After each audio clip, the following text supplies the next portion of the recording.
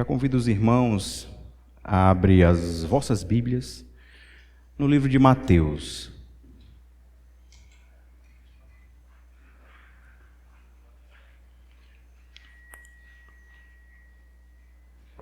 Mateus, capítulo 7. Mateus, capítulo 7.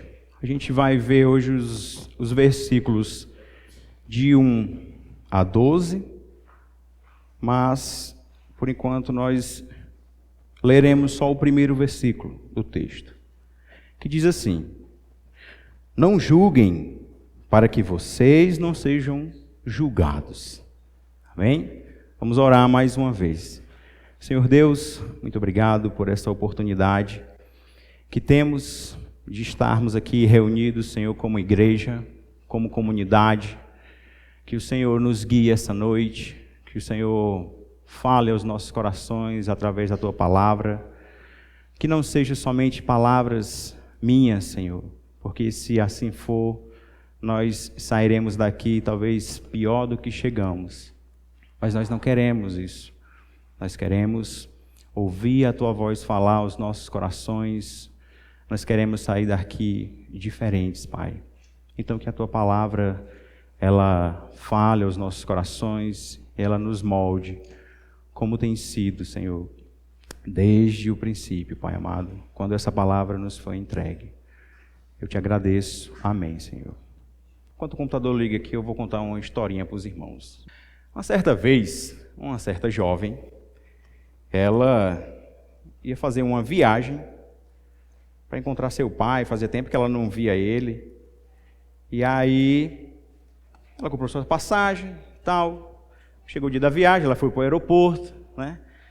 Chegando lá no aeroporto, foi lá para a sua área VIP, né? Quem tem cartão Black aí sabe o negócio de uma área VIP aí, né? O Gleison sabe. Foi lá para a sua área VIP, sentou lá, para esperar a hora do embarque. E aí, nesse meio tempo, ela, enquanto esperava, foi ler um livro, começou a comer um biscoitinho lá dela, né? Um pacotinho assim do lado, na cadeira do lado. Começou a comer o biscoitinho. Quando ela pegou o primeiro, um senhor que estava na outra cadeira pegou um também, né? Aí ela achou estranho aquilo, mas como assim? Por que ele está pegando o meu biscoito, né? Mas ela ficou irada ali no seu coração, ali, meio achando aquilo estranho, mas não falou nada, né? E continuou comendo para ver qual era do senhor lá, né? Aí ela pegou outro. Aí o senhor pegou outro também. E aí aquilo foi deixando ela indignada, né? Rapaz, como é que pode? Por que esse senhor está fazendo isso? E aí, foi continuando essa dinâmica aí. Ela pegava um, ele pegava outro. Ela pegava um, ele pegava outro. Até que sobrou só um. E aí, quando sobrou esse único biscoito, ela pensou: agora eu vou ver o que esse cara de pau vai fazer, se ele vai pegar o meu último biscoito. O Senhor assim olhou para ela, deu um sorriso, partiu o biscoito, deixou a metade para ela lá e comeu a outra metade, né? E nesse meio tempo chegou a hora dela embarcar. Pegou suas coisas, partiu, entrou no avião. Quando ela sentou-se em sua poltrona, que ela pegou suas coisas aqui, abriu sua bolsa, quando olhou, o biscoito dela estava dentro, intacto.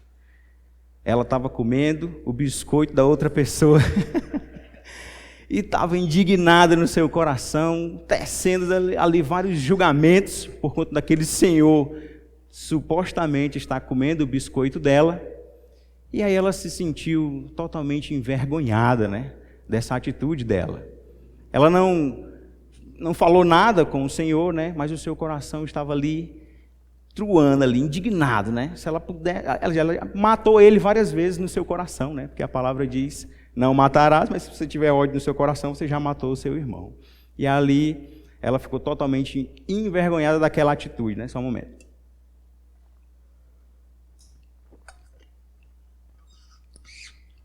Moral da história: a gente é sempre tão apressado, né, para tecer certos julgamentos.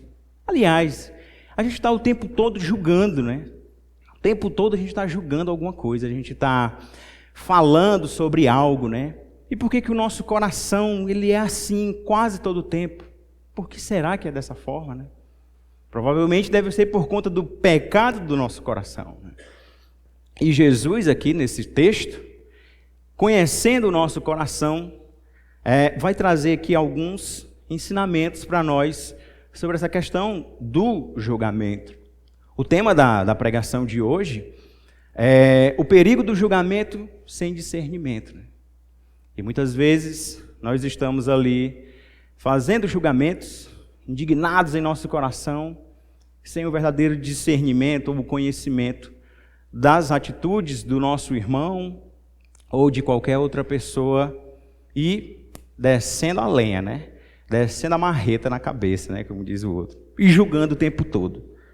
E aí o que que Jesus diz nesse primeiro versículo aqui do capítulo 7, que nós já lemos? Vamos ler de novo para a gente lembrar, né? O que que ele diz? Ele diz: não julguem, não julguem, para que vocês não sejam julgados. Ele está dizendo o que aqui? Está dizendo para nós não julgarmos. É isso que ele está dizendo. E aí no texto grego, Mateus ainda escreve ainda com o verbo no presente ali, que dá uma ênfase. Não julguem. É isso que ele está querendo dizer para nós. Não julguem. Não julguem. Ou seja, não sejamos inclinados a julgar e censurar. Mas que tipo de julgamento é esse que nós devemos pensar? Será que nós não devemos julgar de forma alguma? Será isso que Jesus está dizendo aqui? Mas o fato é que ele está dizendo: não julguem, não julguem. Ele está dizendo para a gente para não sermos aquela pessoa que sempre tem algo a apontar no irmão. É o crente farejador, né? Ele está rastreando pecado o tempo todo, né? Todo mundo é o caça-pecados, né? É o crente dessa qualidade. E aí o texto vem e diz: não julguem. Não julgueis, em outras traduções tem isso, né? Por que eu não devo julgar? Jesus fala aqui no texto: para que vocês não sejam julgados. Para que vocês não sejam julgados.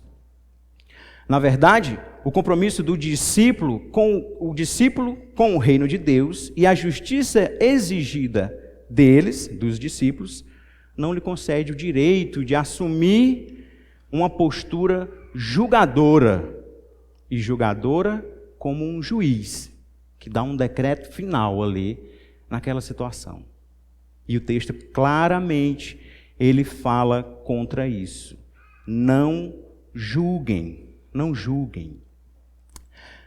Aquele que assume uma postura de julgamento, muitas vezes hipócrita, está certamente usurpando o lugar de Deus e responderá a ele. E aí esse é o assunto do primeiro ponto da gente aqui, que a gente já vai aprender, o primeiro ensinamento de Jesus, o julgamento hipócrita. Certamente Jesus está falando desse tipo de julgamento, o julgamento hipócrita. Vamos ler aqui o versículo 2, ele diz o quê? Pois, da mesma forma que julgarem, vocês serão julgados. E a medida que vocês usarem, também será usada para medir vocês. E é interessante que aqui Jesus ele está usando um ditado popular que a gente chama, né, um provérbio. Tem uns provérbios, né? A gente, tipo, que o ferro fere, que o ferro será ferido. Esse versículo aqui, ele é um ditado popular, um provérbio do povo grego, né? Eu até anotei aqui o texto grego, mas eu não vou ter coragem de ler não, porque, né, o meu grego não é tão bom. Mas é legal, é um jogo de palavras, mudando só o final da palavra, né? Nesse versículo 2. E esse versículo ele usa também num contexto parecido, mas o texto é diferente, não é no Sermão do Monte. Em Marcos tem um relato desse mesmo texto, que na mesma forma que julgarem, nós seremos julgados, né? E à medida que nós usarmos para medir, nós seremos medidos. A ideia do não julgueis aqui, certamente, ele está falando de pessoas que se mostram não ser amorosas, não são pessoas amorosas, não são pessoas perdoadoras. E quando temos essa atitude, nós testificamos, nós confirmamos a nossa própria arrogância e impenitência, ou seja, falta de arrependimento nosso. Quando julgamos a falta de arrependimento do outro, veja que interessante, né? Nós estamos lá julgando, pecador miserável, né?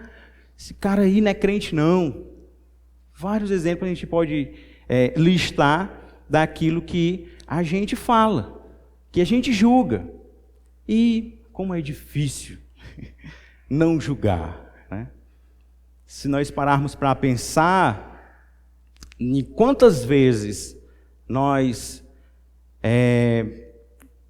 proferimos algum tipo de julgamento, eu acho que a gente não vai conseguir contar nos dedos das mãos, não, e nem dos pés. Vai passar, né? Quantas vezes ali a gente está numa situação e caímos nessa tentação de julgar, né? A gente começa uma conversa despretensiosa com o irmão da igreja. De repente a gente está falando mal de outro irmão da igreja. E o Senhor diz, não julguem. Não tenha esse tipo de atitude, né? E aí o texto continua. O texto continua aqui no versículo 3, 4 e 5. Nós vamos ler daqui a pouco. O que ele diz nos versículos 3, 4 e 5? Diz o seguinte: por que você repara no cisco que está no olho do seu irmão e não se dá conta da viga que está em seu próprio olho? Como você pode dizer ao seu irmão, deixe-me tirar o cisco do seu olho, quando há uma viga no seu? Hipócrita, tire primeiro a viga do seu olho, e então você verá claramente para tirar o cisco do olho do seu irmão. Jesus, ele já começa a instruir a fazermos algum tipo de julgamento. Veja, primeiro versículo ele diz, não julguem. E agora ele diz, façam um tipo de julgamento. E qual é o julgamento que ele fala aqui para fazermos? Julgar nós mesmos. Veja, ele diz, olha, o versículo 4. Como você pode dizer ao seu irmão, deixe-me tirar o cisco do seu olho, quando há uma viga no seu? Tire primeiro a viga do seu olho, meu irmão, para você primeiro olhar para o cisco do olho do seu irmão. É isso que Jesus está falando aqui. Uma vez eu vi um pregador falando que a viga, aliás, o cisco no olho do irmão, seria a própria viga do olho aqui, que está no olho do irmão. E aí ele achava que tinha alguma coisa, mas o texto não diz isso, né? Nada a ver isso daí, né? Besteira fazer que nem... Besteira. Por quê? Porque o texto diz da viga e do cisco. Ele fala do problema dos dois. Mas o texto quer falar para nós como nós devemos tratar sobre isso.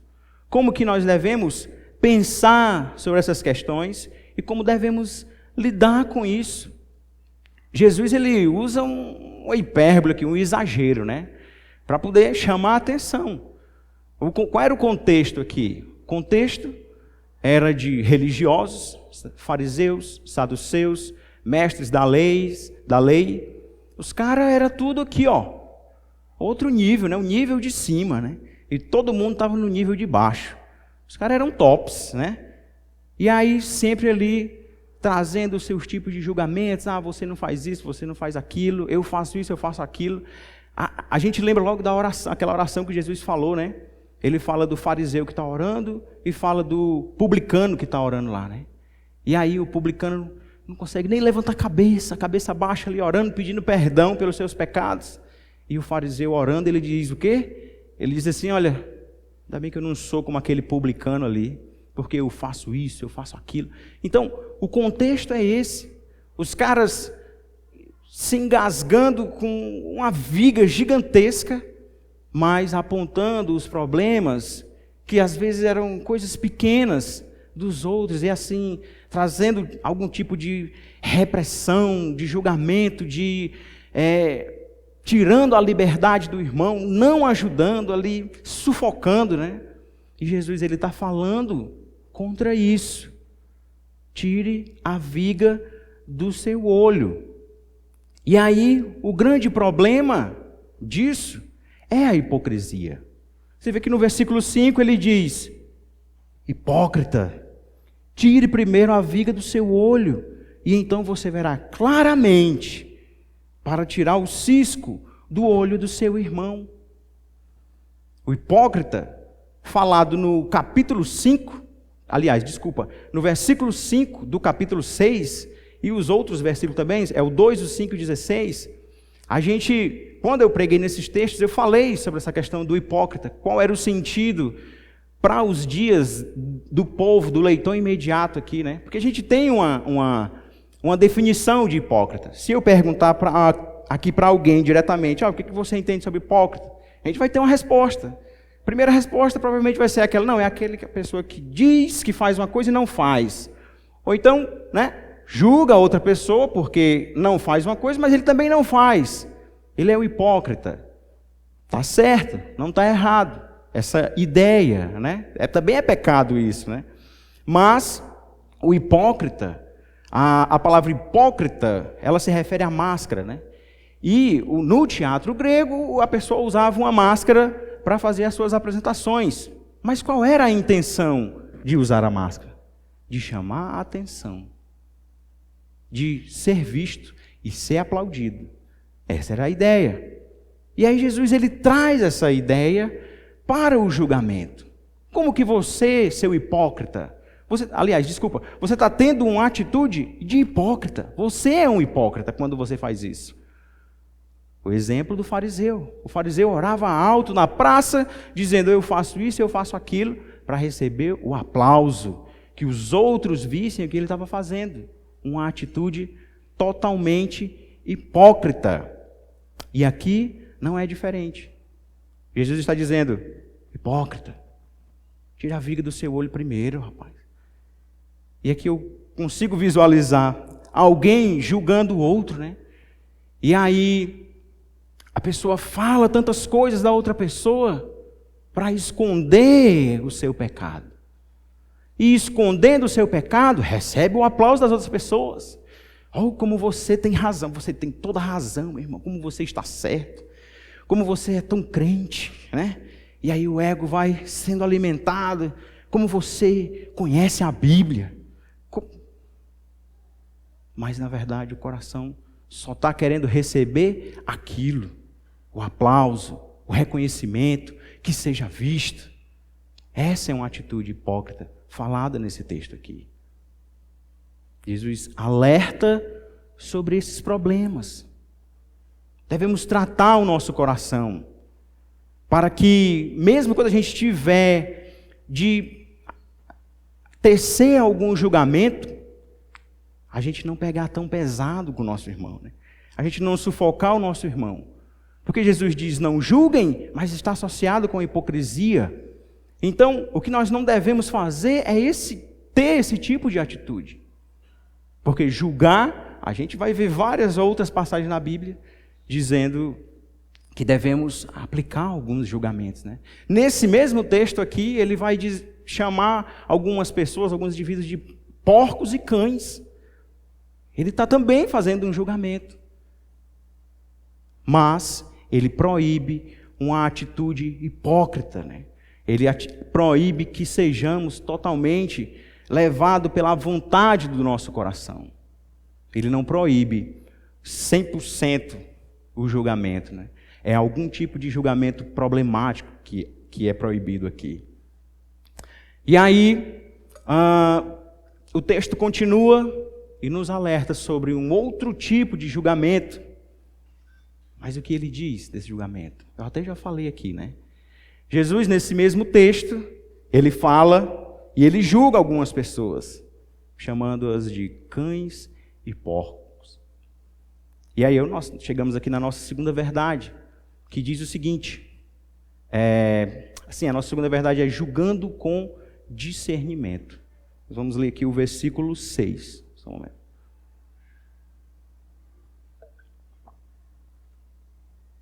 O versículo 6 diz o seguinte: não deem o que é sagrado aos cães.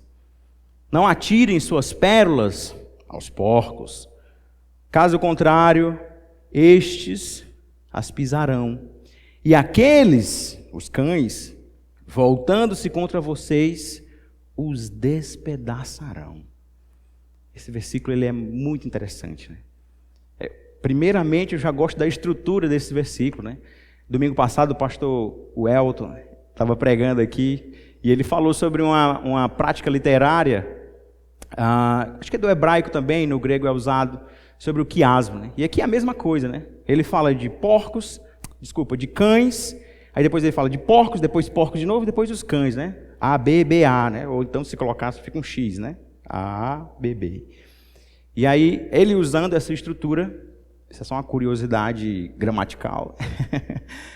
É interessante ele usar esse texto e ele diz: não deem o que é sagrado aos cães.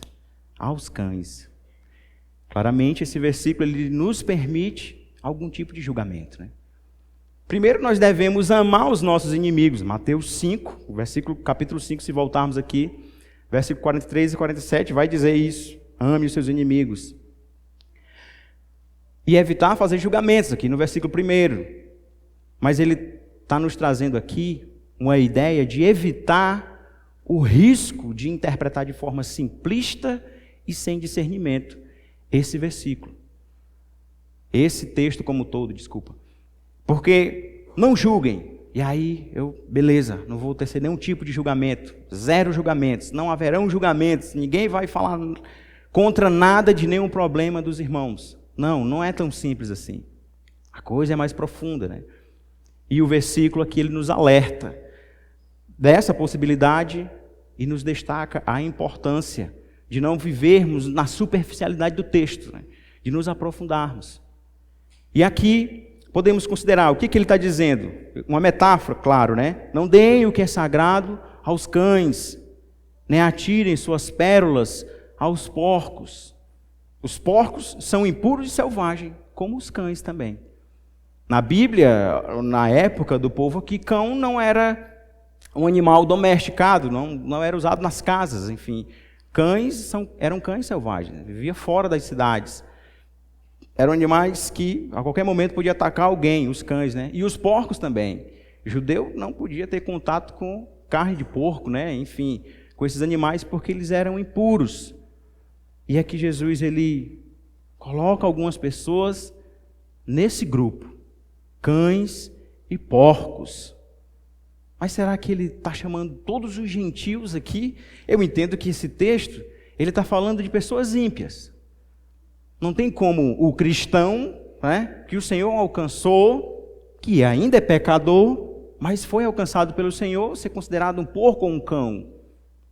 Eu acho que esse texto não está falando isso. Então, ele está falando de ímpios, de gentios, mas será que são todos que são cães e porcos? Se for assim, ninguém mais vai ser evangelizado, né? Porque se são cães e porcos todos, é porque são selvagens e se a gente não vai gastar as pérolas, como ele diz aqui, né? Algo precioso, não jogue as pérolas aos porcos. Vamos gastar nossas pérolas, essas coisas importantes com ele. Mas o que seria essas pérolas que ele está falando aqui? O que será que ele quer dizer com isso? Certamente, pérolas aqui é uma metáfora que se refere ao evangelho do reino de Deus. Certamente. Está falando disso. Não joguem pérolas aos porcos. Mas a quem ele se refere então? Vou trazer uma ilustração aqui bem rápida. Imaginemos assim, uma pessoa que talvez você conheça, alguém assim, que é aquela pessoa insistente, né? Que todo mundo tem raiva dela, assim, não quer nem chegar perto. Porque tudo que a pessoa vai falar, ela não consegue ter uma conversa sobre qualquer outro assunto. A pessoa diz assim: rapaz, está quente, calor. Não, isso aí é por causa do pecado. Por causa do pecado, demônio e tal, não sei o quê. Cuidado, senão você vai para o inferno. Entendeu? A pessoa falando do calor, a pessoa... inferno. A pessoa... rapaz, a insegurança está tão grande, né? Está tão difícil, a gente não consegue ter paz, sair à noite. é por causa do pecado, isso aí é o diabo. Né? Você se arrependa, senão você vai para o inferno. Tem pessoas que são assim, né? Tudo é inferno, né? No final das contas, inferno, tudo é inferno. E isso achando que está evangelizando. E no final das contas ela está fazendo o quê? Talvez ela esteja jogando pérolas aos porcos. Porque as pessoas começam a escarnecer. E o porco e o cão aqui, certamente é esse tipo de pessoa. A pessoa que ela mostra uma dureza de coração. Ela escarnece o evangelho com maldade.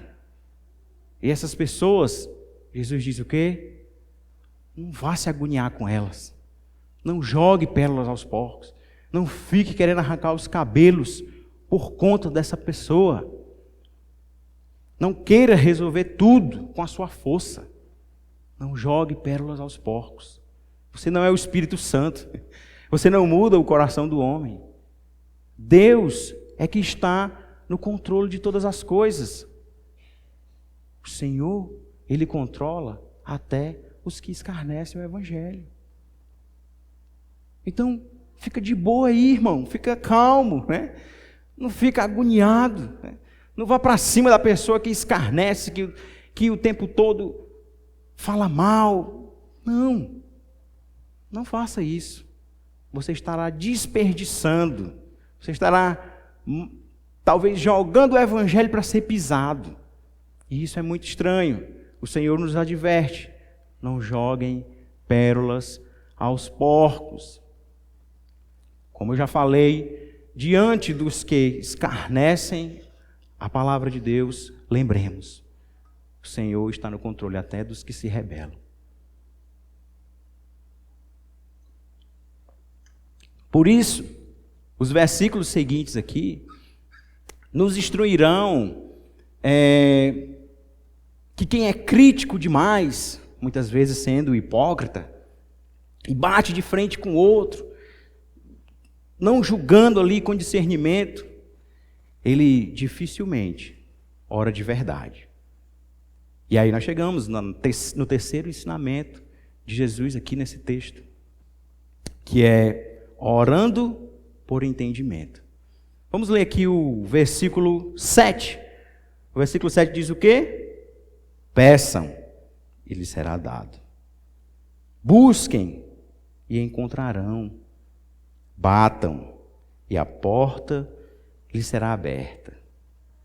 Que coisa interessante, né? Enquanto nós estamos ali agoniados, ou com problemas dentro da igreja, ou com problemas com pessoas do nosso cotidiano, os ímpios, estamos ali querendo resolver, o irmão, ele está em pecado, não sei o quê, ou então aquele cara lá, ele quer matar os crentes, tem que resolver esse problema. Aí o Senhor diz o quê? Peça. Ore ao Senhor. Essa dificuldade, esse desespero nosso de querer resolver as coisas, revela a nossa falta de prática na oração. E o texto, aqui na NVI, ele divide, né? Como se fosse outro assunto. Mas eu entendo que é o mesmo assunto que está sendo tratado, por conta do versículo 12, que fecha tudo. Então Jesus diz, peçam, e lhes será dado. Peçam, peçam. Quando ele diz, peçam, uma ação ali, né? Depois ele diz, busquem. Quando ele diz busquem, certamente é um trabalho da nossa paciência. Porque se nós temos que buscar algo, é porque nós temos que esperar também por esse algo enquanto buscamos. Não é só peça que você receberá, na mão, não. Peçam, e lhe será dado, busquem, está acompanhado. Né? A ideia de que não vai vir da forma que a gente quer, de que o Senhor está no controle, de que a resposta Ele vai enviar, de que tudo será organizado de acordo com a sua boa vontade. E bater aqui é a ideia de aquilo que eu estou pedindo, se não vai chegar naquele momento, eu vou continuar batendo. Eu vou continuar orando. Jesus aqui, ele está nos chamando a orar, redireciona o nosso pensamento. Você estava tão agoniado ali, tão com a cabeça fervilhando. Eu estava esquecendo de orar. Peçam, e lhe será dado. Busquem e encontrarão. Batam e a porta será aberta. Versículo 8. Pois todo o que pede, recebe. O que busca, encontra. E aquele que bate, a porta será aberta. Jesus, ele mostra aqui o modo que devemos agir para que as coisas aconteçam, para que fluam as coisas no reino do Senhor, né? Então, peçam. E aí ele continua o versículo. Ele diz, no versículo 9, ele diz o quê? Qual de vocês, se seu filho pedir um pão, lhe dará uma pedra? Ou se pedir um peixe, lhe dará uma cobra? Quem de vocês farão isso? Jesus, ele está dizendo, olha meu discípulo, tenha calma, meu irmão, meu filho, né? Tenha calma. Por quê? Você peça ao Senhor, espere com paciência e espere a boa dádiva do Senhor. Porque ele diz, repetindo aqui o versículo 8, não, desculpa, o versículo 10, 9 e 10, qual de vocês, se seu filho pedir um pão, lhe dará uma pedra, ou se pedir um peixe, lhe dará uma cobra? E aí, no versículo 11 ele diz, ora, se vocês, apesar de serem maus, sabem dar coisas boas aos seus filhos, quanto mais o Pai de vocês, que está nos céus, dará coisas boas aos que lhe pedirem. Se vocês que são maus, né? Se nós que somos maus, nós sabemos dar coisas boas aos nossos filhos, quando eles pedem, né? Quanto mais o Senhor, que é bom como um todo, né? Nós somos maus e Ele é bom, e o inimigo não vale um bombom, né? Tenho que dizer. O Senhor é bom o tempo todo, completamente bom. E nós sabemos, temos que esperar no Senhor. Ele está reforçando aqui esse pensamento. Espera no Senhor. Reforça não só a disposição do Pai Celestial em dar o que se pede, mas que Ele também vai dar boas dádivas. Ele vai dar boas coisas para nós. Dará coisas boas aos que lhe pedirem, no final do versículo 11. Jesus, ele deixa muito claro isso para nós. E muitas vezes nós estamos desesperados ali, né?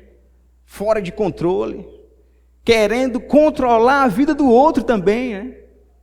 Porque certamente, se queremos controlar a vida do outro, é porque a nossa já perdeu o controle total, né? Nós estamos à deriva, estamos loucos. Não devemos ter essa atitude. Querer controlar a vida do outro, e isso no sentido da hipocrisia, como o texto fala desde o início. Quando estamos ali, nesse problema todo ali, o nosso coração certamente tem pendências não resolvidas. O problema está aqui dentro de nós. Estamos esquecendo de orar. Estamos esquecendo que temos um Pai que dá coisas boas.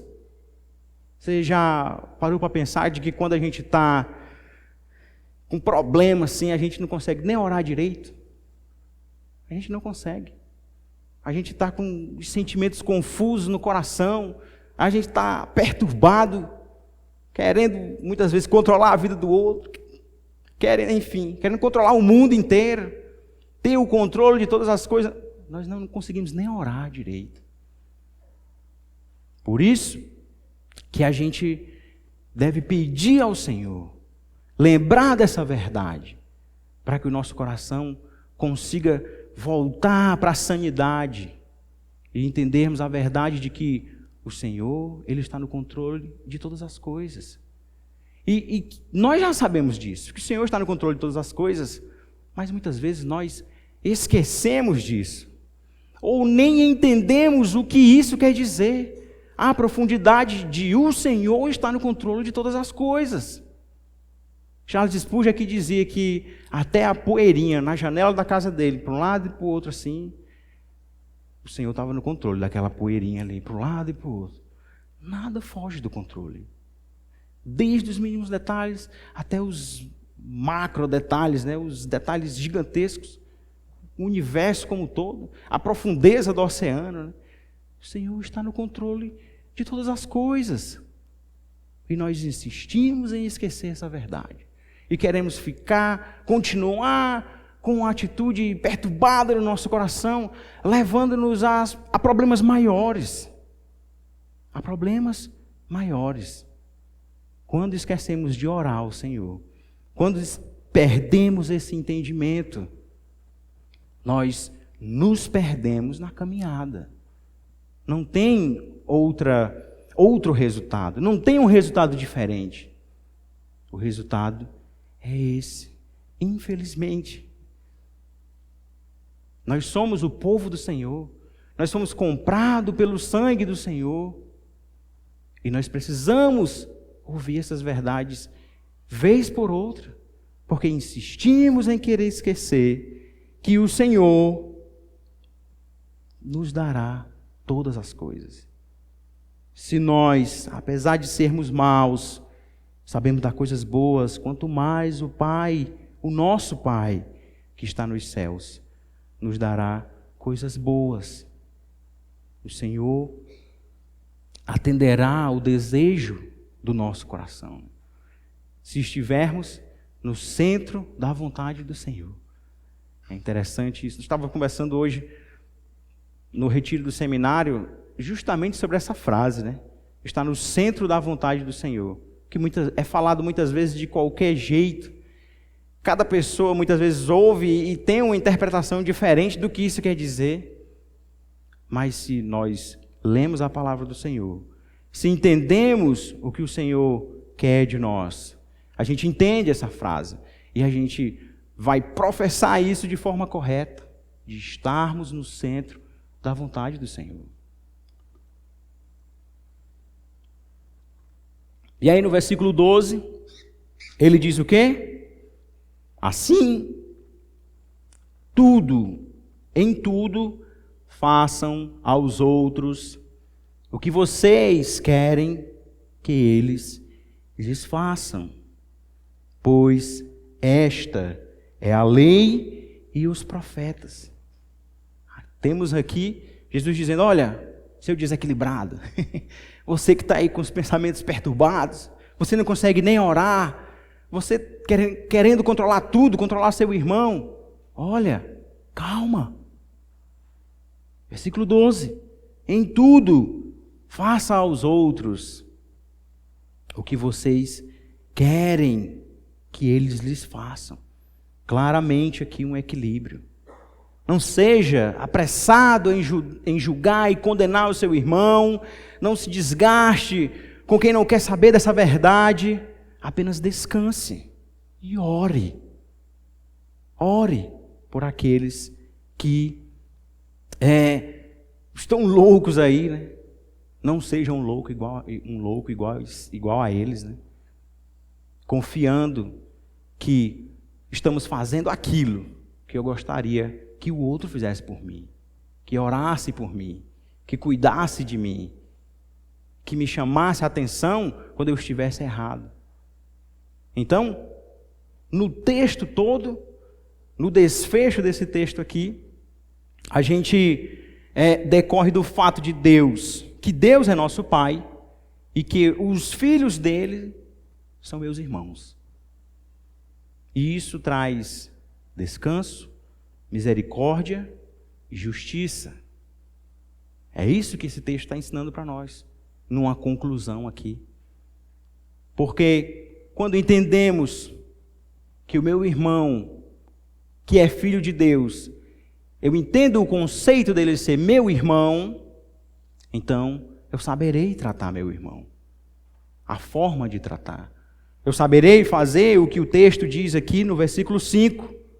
Tire primeiro a viga do seu olho, e então você verá claramente para tirar o cisco do olho do seu irmão. Eu saberei o que isso quer dizer. Eu julgarei meu coração, ponderarei anseios, os meus desejos. Pedirei ao Senhor para sondar meu coração, como o salmista diz. E eu saberei lidar com meu irmão. Então, o não julguem, no final das contas, quer dizer o quê? Não julguem diretamente. Primeiro se julgue. Olhe o seu coração. Veja as suas intenções. E aí, ajude o seu irmão. Não é chegar e tacar uma pedra na cabeça e terminar de matar. Ajudar. A intenção é essa. Isso me faz lembrar de disciplina eclesiástica. Mateus 18 aqui diz o quê? Se teu irmão pecar contra ti, vai ter com ele. Se ele não ouvir, leve testemunhas. Depois leve para a igreja, se continuar endurecido. E aí, no final, tratar como publicano e pecador. E muitas vezes a gente não entende esse final. Tratar como publicano e pecador, o que isso quer dizer? O que o publicano e o pecador precisa? Do que ele precisa? Ele precisa ser evangelizado. Então o que o Senhor está dizendo é que essa pessoa, ela não é salva, mas não é para você matar ela, terminar de matar. É para você evangelizar ela. Tentar cuidar dela, tentar restaurar. Porque o evangelho é que muda os corações das pessoas. E aí, se tiver endurecido, como um cão e um porco, aí já temos outro ensinamento, né? Não devemos jogar pérolas aos cães e aos porcos. Eu queria trazer algumas aplicações para nós aqui, nesse texto. A primeira aplicação é que a falta de um relacionamento amoroso com o pai, que leva alguém, é isso que leva alguém a ter atitudes pesadas com o seu irmão. Se você tem uma atitude, somente atitudes pesadas contra o seu irmão, isso denuncia você, que você não tem uma boa relação com o pai. E aí, diante disso, uma pergunta: como anda o seu relacionamento com Deus? Como anda? Que tempo nós temos dedicado à causa do Evangelho? Que hora do dia a gente tem pensado que existe um Deus que é nosso Pai, que está no controle de todas as coisas, e que Ele bolou um plano maravilhoso para salvar a minha vida, e eu tenho livre acesso a Ele, através de Cristo? Em que tempo do meu dia isso é importante? Em que hora do meu dia isso é importante? Ou será que os meus dias são cheios de outras coisas? É cheio de TikTok, Reels do Instagram? É só isso que domina a minha mente?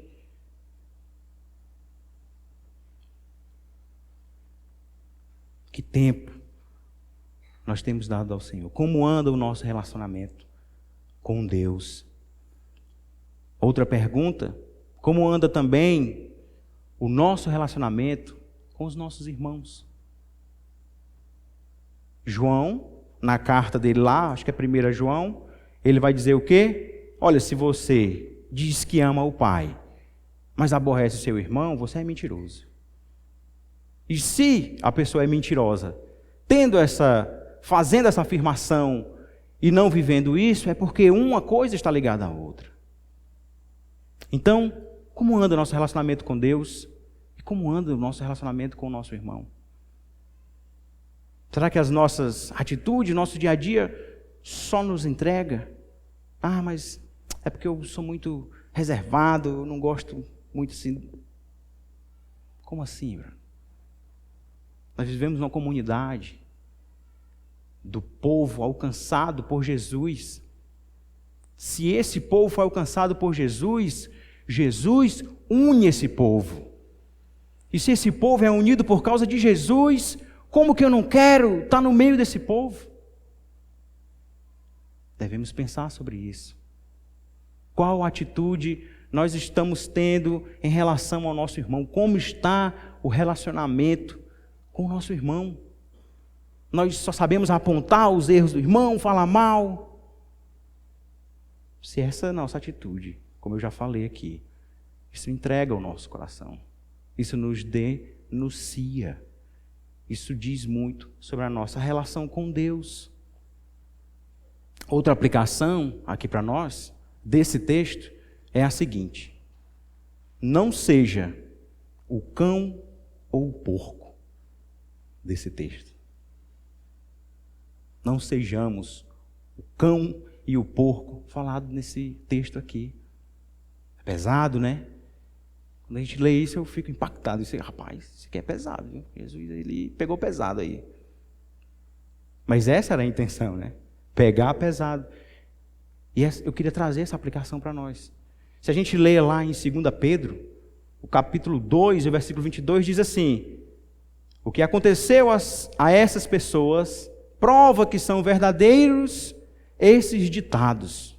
O cachorro volta ao seu próprio vômito e a porca lavada volta a rolar na lama. Pedro está falando de quê aqui? Pedro está falando de problemas dentro da igreja. Pessoas que estavam no meio do povo de Deus, mas caminharam por caminhos estranhos, né? Heresias e tudo mais, falando contra o Evangelho, contra as verdades do Evangelho. E aí Pedro traz essa afirmação aqui. Era só um porco que foi lavado e voltou a se revolver na lama.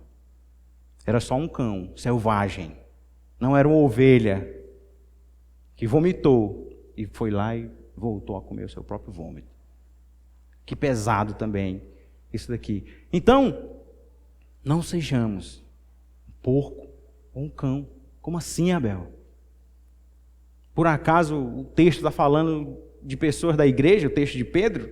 Sim, está falando de pessoas da igreja. Acabei de falar aqui. O texto se refere a ímpios dentro da igreja. E esses são as atitudes, os frutos, como gostamos de dizer, né? Os frutos que irão entregar os cães e os porcos dentro da igreja.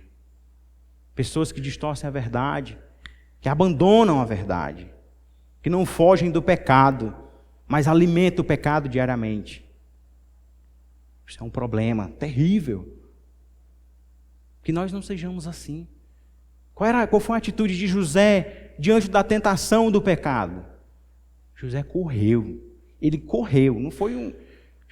ele não ficou aqui do lado dizendo assim, não dá certo não. Ele correu. E aí o texto diz que a mulher segurou a roupa dele lá, provavelmente ele correu nu.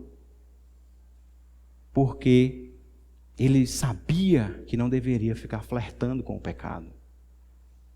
Então, alimentar o pecado no nosso coração, não pedir ao Senhor para tirar isso, essa tentação do meu pensamento, não correr para os pés do Senhor, pode entregar uma atitude de que somos ímpios, de que não queremos viver para o Senhor. Ah, mas o crente ele não tem tentações. Tem tentações sim. Mas a diferença está na resposta do pecado, ao pecado. A diferença está na resposta. Eu quero abandonar. E eu oro ao Senhor, Senhor, eu quero abandonar. E abandono o pecado. O crente cai, mas ele se levanta. Ele não fica lá, se revolvendo na lama, como uma porca, um porco que foi só lavado, mas que gosta mesmo de estar na lama. Não. O cristão não é assim. Isso tudo, essa atitude de não querermos abandonar o pecado, isso revela uma rebelião contra Deus. E Deus, falando sobre orgulhosos, né? Os orgulhosos, eles se rebelam contra Deus. O que Tiago diz? O Senhor se opõe aos orgulhosos. Um orgulhoso, uma pessoa rebelde que não quer saber das coisas do Senhor, ela está em lados opostos. Deus é inimigo dessa pessoa. E essa atitude nós não temos e nem teremos. Nós nos renderemos aos pés do Senhor, para que Ele mude o nosso coração, para que Ele nos molde todo dia, para que cresçamos. Né? Se essa é a nossa atitude de cães, né? De pessoas que não fogem do pecado, que tristeza para nós. Que tristeza grande. Mas se eu sou aquela pessoa que caí, mas eu não quero ser um porco que fica na lama, ali gostando daquela coisa terrível, se eu quero sair daquilo, eu tenho uma notícia boa. A notícia boa é que um dia, naquela cruz, 2000 anos atrás, Jesus Cristo, Ele pagou pelos meus e pelos seus pecados. Ele pagou, sendo justo, sem nenhum pecado. Ele se entregou no lugar de nós, pecadores. Ele sabia da nossa condição, mas mesmo assim, Ele veio, o plano do Senhor foi executado e Ele pagou para a gente não ser mais prisioneiros dos desejos da carne, dos desejos do nosso coração. O Senhor trouxe liberdade para nós e nós podemos agora adorar Ele, nós temos acesso direto a Ele, nós podemos amá-lo e viver para Ele, nos arrepender todos os dias, correr para os pés do Senhor. Nós temos essa liberdade, porque o Senhor nos deu essa garantia. A garantia de que somos livres e que podemos viver para Ele e dizer não para os nossos desejos, para o desejo do pecado, da nossa carne, das tentações. E nós só podemos honrá-lo, agradecendo a Ele todos os dias, em gratidão completa, porque somos salvos. Isso é maravilhoso. Somos salvos. A condenação não está mais sobre nós. Nós fazemos parte do povo da nova criação, que um dia será completa e estaremos com Ele eternamente, longe do pecado e de tudo aquilo que nos traz tristeza hoje. Amém? Vamos orar.